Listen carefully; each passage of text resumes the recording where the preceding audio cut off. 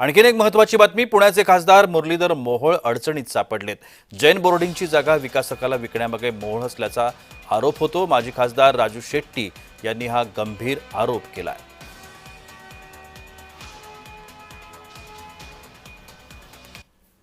गोखले डेव्हलपर्समध्ये पुण्याचे खासदार आणि आता केंद्रीय मंत्री मुरलीधर मोहोळ यांचे भागीदारी आहे हे त्यांनीच निवडणूक विवरणपत्रामध्ये दाखवलेलं आहे। म्हणजे 230 कोटी रुपयाला खरेदी करायचं आणि त्याच्यातून 3000 कोटी रुपये मिळवायचं असं हे आहे। याला राजकीय वरदस्त असल्याशिवाय, प्रशासनावर अंकुश असल्याशिवाय या गोष्टी शक्य नाहीत।